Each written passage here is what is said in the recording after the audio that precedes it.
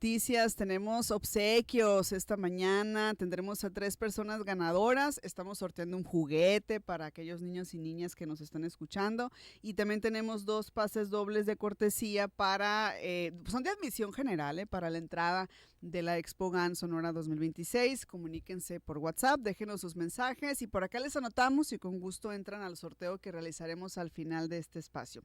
Y como estamos hablando y además en el marco del 30 de abril, qué mejor momento que abordar el tema de las infancias, sobre los retos que hay también para prevenir la violencia hacia los niños y niñas. Es el tema que abordaremos hoy con nuestro compañero Aarón Araiza. Buenos días, Aarón. Buenos días, Niria. Gusto en saludarte a ti y a todo el auditorio. No, muchas gracias por estar aquí con nosotros en cabina.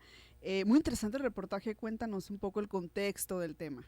Bueno, precisamente este reportaje es con base, ¿no?, en algunas de las leyes que se están proponiendo para erradicar la violencia infantil, en este caso agresión sexual principalmente. Entonces, habíamos hablado anteriormente en estos espacios sobre estas iniciativas, que es la de cohabitación forzada de menores de edad, la de elevar el año, a elevar a 16 años lo que es el consentimiento sexual, actualmente de 12 años, y también, pues bueno, prohibir el matrimonio infantil. En este caso, pues no, en la ley no está reconocido lo que es la cohabitación forzada, entonces hay un vacío legal ahí en el que, bueno, pues niñas y niños todavía por usos y costumbres en comunidades indígenas, en comunidades rurales y también en las zonas urbanas como Hermosillo, pues bueno, son forzados a vivir con personas mayores en contra de su voluntad, en este caso pues como un matrimonio, ¿no? No más que es un matrimonio de hecho porque no está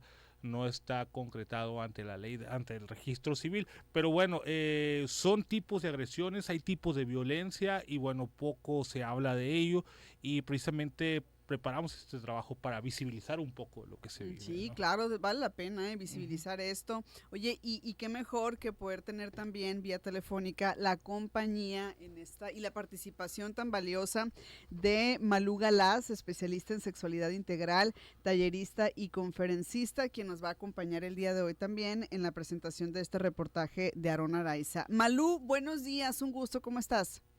Muy buenos días, Niria. Buenos días, Aarón. Pues mira, quisiera decir que festejando el Día del Niño, pero después del análisis tan bueno, tan realista que nos hace Aarón, pues sí son cifras muy alarmantes las que todavía vivimos con nuestras infancias en nuestro estado de Sonora y en muchas regiones de México, por desgracia, infancias en abuso, en matrimonios infantiles, en estancias forzadas para ellos.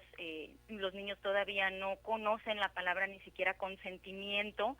Entonces sí hay mucho todavía por hacer, mucho trabajo que alcanzar y más que nada que visibilizar, Niria, porque cuando hablamos de las infancias creemos que todo es risas, amor, globos de colores, ¿no? Y debería de ser así, pero en realidad tenemos una realidad pues muy lejos de que sea eso para todos los niños y las niñas de nuestro estado y de nuestro México. Oye, muy interesante y sí, compartimos esto que nos señalas, Malú. Si les parece a ambos, para iniciar o previo a los comentarios, al análisis que se va a hacer aquí, vamos a escuchar el reportaje. Vamos a escuchar el reportaje que nos preparó Aarón Araiza.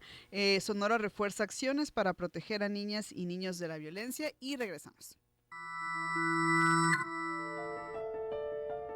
En Sonora, casi 6,000 menores vivían en matrimonio infantil o en condiciones de cohabitación forzada en 2020. La mayoría eran niñas. Detrás de estas cifras hay historias de vulneración de derechos, abandono escolar y riesgo para su desarrollo integral. De acuerdo con el último reporte del INEGI, en la entidad, 5,935 menores se encontraban en estas condiciones. 75% eran niñas y 25% niños, una situación que afecta su desarrollo educativo, emocional y social. Ante este panorama, en los últimos años se han impulsado acciones legislativas para erradicar estas prácticas, prohibir la cohabitación forzada y elevar la edad de consentimiento sexual de 12 a 16 años, como parte de una estrategia para proteger las infancias. Michelle Lucero, presidenta de la Fundación Nueva Generación Sonora, explicó que el avance ha sido paulatino dentro de la agenda pública.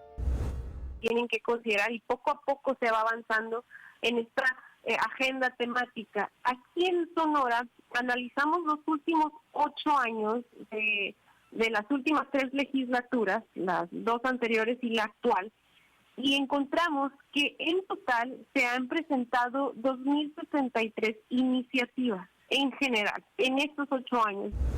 De ese total, 78 iniciativas han estado dirigidas específicamente a las infancias, lo que representa una proporción limitada frente a la magnitud del problema. En la actual legislatura, el 6% de las propuestas se enfocan en ese tema. Actualmente, 3 iniciativas se encuentran en discusión del Congreso local: el aumento de la edad de consentimiento sexual, la prohibición del matrimonio infantil y la prohibición de la cohabitación forzada en menores de edad. En este contexto, organizaciones civiles han acompañado el proceso legislativo para fortalecer el marco de protección. El director de la organización En Igualdad, Iván Andrade Rembau, señaló que estas propuestas buscan atender una problemática que muchas veces permanece invisible. El activista advirtió que los casos de abuso sexual infantil no cuentan con estadísticas precisas, ya que en muchos casos los agresores son familiares, lo que dificulta la denuncia. Por ello, dijo, es necesario elevar la edad de consentimiento sexual para que las y los menores cuenten con mayor información y herramientas para identificar la violencia.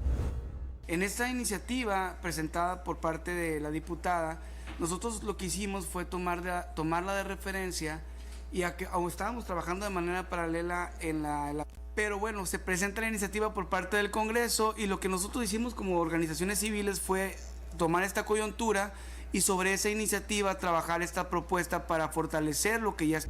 Aunque se han registrado avances en la constitución de un marco legal para la protección de niñas, niños y adolescentes, aún existen pendientes en el andamiaje jurídico y sobre todo en su aplicación efectiva. La luchadora social Eufrosina Cruz denunció que, en muchos casos, niñas de comunidades indígenas son obligadas a vivir con hombres mayores bajo el argumento de usos y costumbres, lo que implica violencia y la vulneración de sus derechos. Este tipo de situaciones, señaló, se presenta principalmente en comunidades indígenas con mayor extensión territorial, como la de los pueblos Mayo y Yaqui. Repito, como por ejemplo la pornografía infantil, no más de 5 años, de la trata, menos de 3 años. Entonces, por eso lo que estamos buscando también es que cada uno de estos delitos también sea tipificado, sancionado, igual que la cohabitación forzada, y que sea aplicado con diferenciación de delito. A pesar de los avances, especialistas coinciden en que la erradicación del matrimonio infantil y la cohabitación forzada no depende únicamente de la ley, sino también de cambios culturales y del acceso a información para niñas, niños y sus familias. Para Radio Sonora informó Aaron Araiza. Pues ahí está el trabajo que nos presenta Aarón Araiza. Es importante visibilizar temas como el matrimonio infantil, el consentimiento sexual, que es algo que también ya hemos abordado en diferentes espacios, y el tema de la cohabitación forzada, que como bien decías, Aarón, pues ahí hay un vacío, ¿no? Algo que se tiene que hacer. Y vía telefónica, recordarle a la audiencia, está con nosotros Malú Galaz, especialista en sexualidad integral, tallerista y conferencista. Malú, ¿qué te pareció este reportaje que nos acaba de presentar Aarón? Mira, esa es nuestra realidad silenciosa, Niria, por desgracia. Y abonando a todas las cifras de miedo y de terror que ya Aarón nos compartió muy eficazmente en su reportaje, recordar también que el 20% de todas esas denuncias de las que Aarón nos habla, solamente el 20% terminan en sentencia, lo que refleja también un alto nivel de impunidad en este tema. Las cifras son muy aterradoras, las que ya tenemos. Ahora imaginemos la evidencia que tenemos del subregistro, porque hay muchísimas víctimas que no denuncian por miedo, por presión familiar, porque también hay mucha desconfianza institucional en este momento en todo el país. Y esto, a pesar del análisis ya de los números que más o menos ya tenemos, pues nos habla también de una cantidad muy alarmante y que por desgracia no ha estado disminuyendo como nosotros quisiéramos. Ahora al final también, Eufrosina la activista nos habla de pornografía infantil. Recordemos que nuestro país es un paraíso para los pederastas, para los pedófilos, que la pornografía infantil, estamos en el top 10 de los primeros 5 en pornografía infantil, y también nuestras infancias en ese sector están muy desprotegidos. Los matrimonios forzados y estas uniones entre menores, ya hablamos de cifras desde los 11 y 12 años de edad. El 91% ocurre entre los 15 y los 17, pero ya también tenemos menores desde los 12 años viviendo forzadamente por estas leyes de usos y costumbres que, como bien lo dice el activista, a pesar de que no lo pongan en una ley, que ya sé que se está trabajando en eso, pues hay que también ir cambiando la mentalidad de las personas que vivimos en el Estado para poderlo realmente enfocar como se necesita esa protección. Aaron, compártenos ahí tus impresiones. Sí, precisamente hablando de este tema que es los usos y costumbres, Eufrosina hace unos días vino aquí a Sonora y estaba hablando precisamente de eso, de que este vacío se debe mucho a los usos y las costumbres que se tienen en ciertas comunidades, ¿no? Y mencionaba principalmente en el territorio mayo, en el territorio yaqui, donde pues ante la ley de su propia autonomía, pues bueno, no procedía, pero bueno, ahora lo que se busca es que en la ley general ya no aplique usos y costumbres para poder forzar a una niña o un niño que iba con una persona mayor que ella, ¿no? En este caso, pues con un adulto, y bueno, que no sea víctima, principalmente pues evitar que sea víctima de abuso sexual y también que sea víctima de un embarazo no deseado, que es lo que poco se hablaba, ¿no? En lo que todavía no se aprueba el aborto, no se despenaliza completamente, pues bueno, hay casos de niñas y niños que están cuidando, niñas y niños precisamente, ¿no? Hablamos de niñas ejerciendo maternidad sobre otra niña. Está muy complicado el tema. Ahora, Malú, con la experiencia que tienes en el ámbito pues en las conferencias como tallerista y además porque eres especialista, ¿no? En sexualidad integral. ¿Qué elementos vuelven más complejo el tema de los abusos hacia las y los menores y qué podemos ir haciendo para entonces ir pues a lo mejor haciendo que empiecen a identificar esas situaciones que a lo mejor no son normales y que tengan la confianza de poder avisar o informar a un adulto y también como adultos, ¿qué podemos hacer? Sí, mira, hay que empezar primero que nada a normalizar este tipo de conversaciones sin miedo, desde casa, ¿sí? Desde nuestro núcleo familiar. No podemos dejar que el Estado tenga que abogar por nosotros en todas las instancias, si esto se trata de una educación que debe ser dada desde el amor, desde el conocimiento de la familia, y hay que normalizar las conversaciones sobre sexualidad desde edades tempranas, porque ese es otro tema que siempre abogo yo con los padres y siempre lo menciono.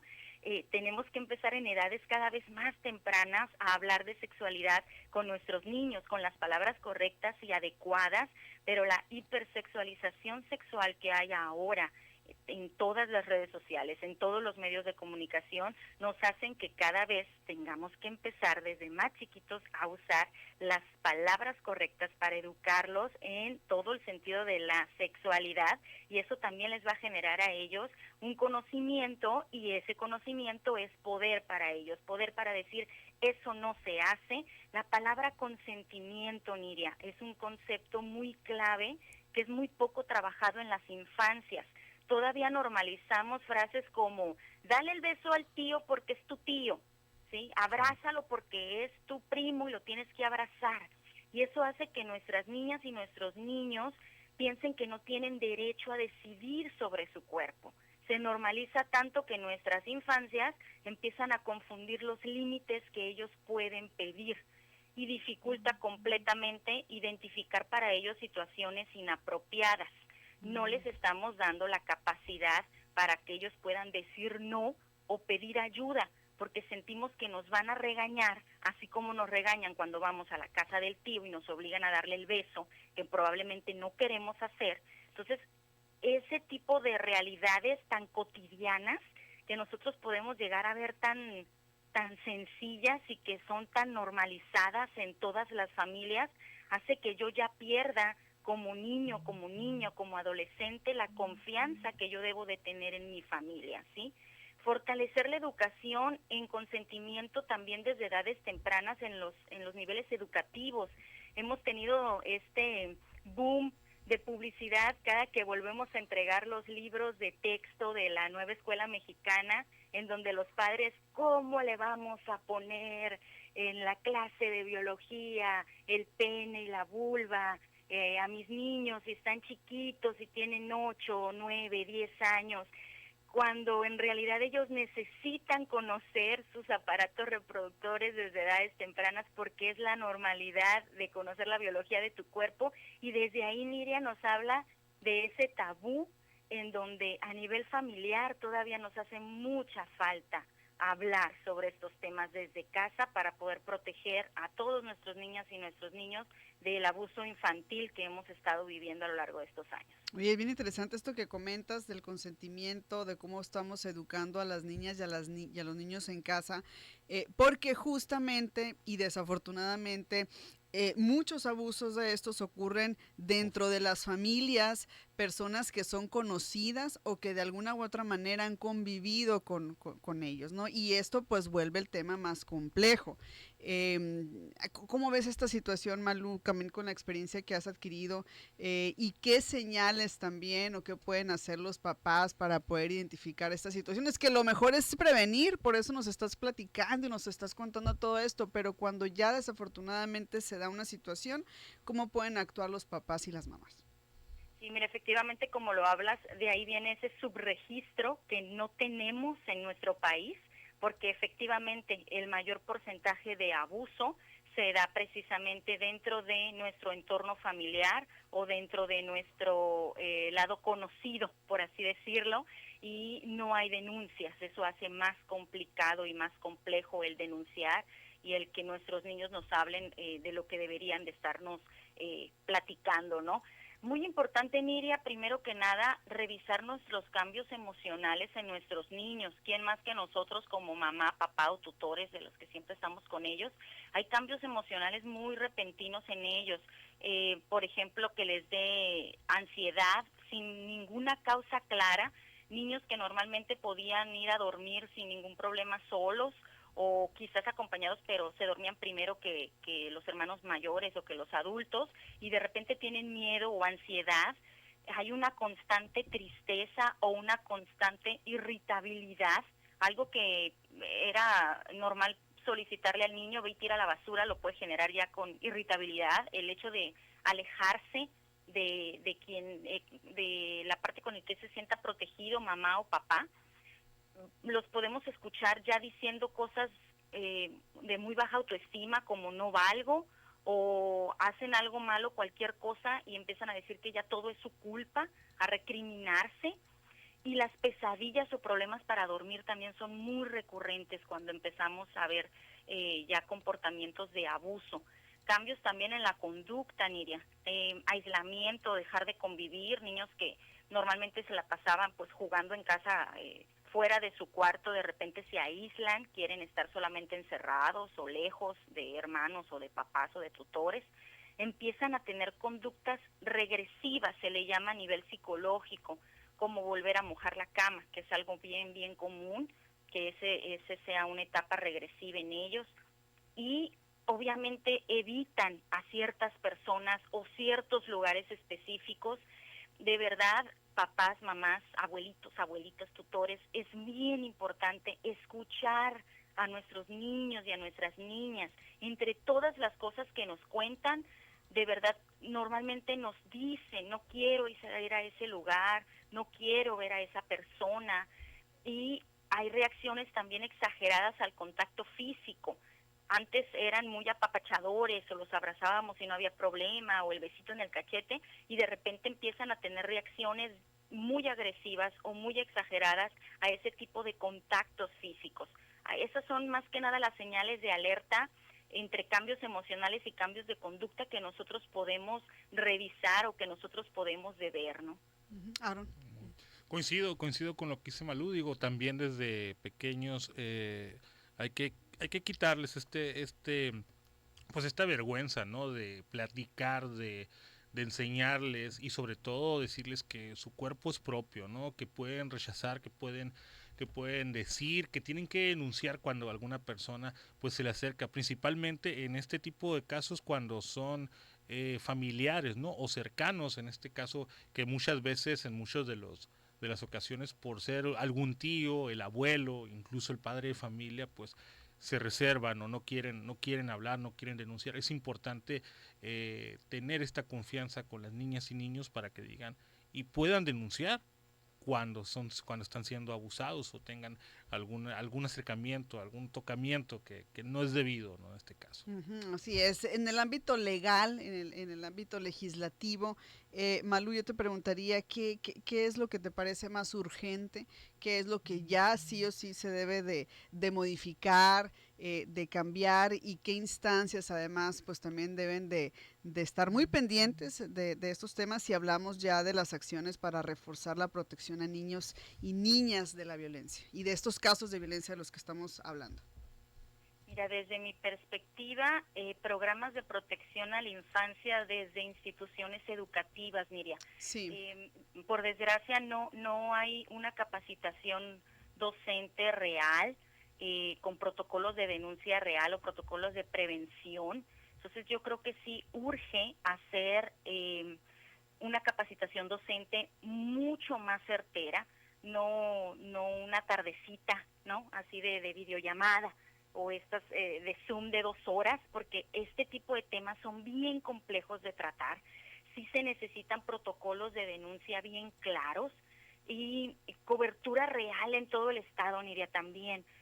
A mí, por ejemplo, me llaman de instituciones privadas normalmente, pero yo no suelo o no puedo trabajar en sectores donde es más vulnerable, ¿sí? A mí no me invitan a sectores más vulnerables.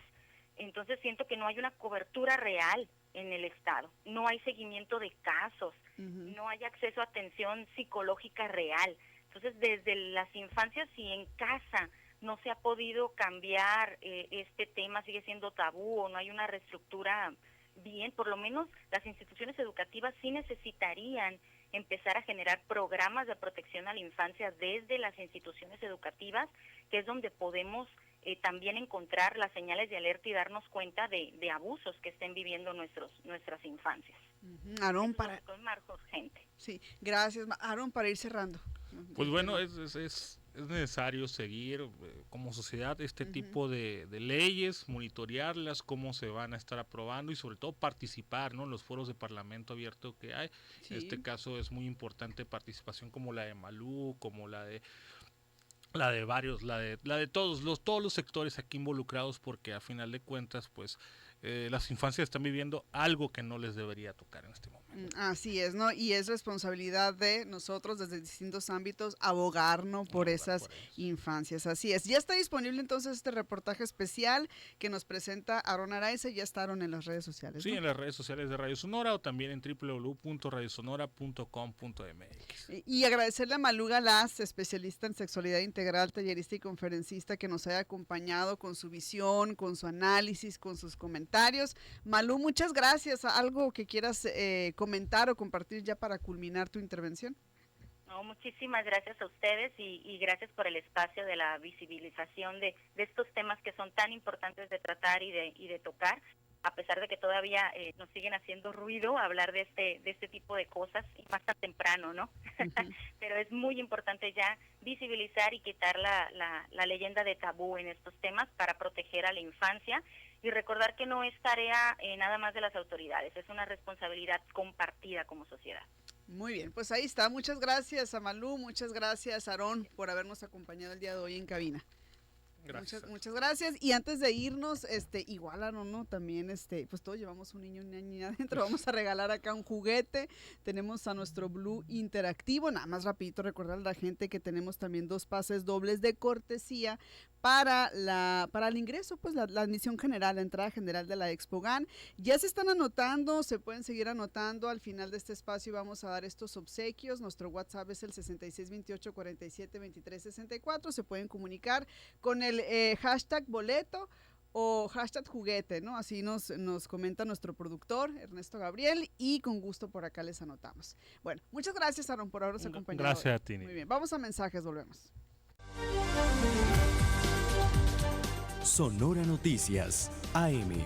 Volvemos.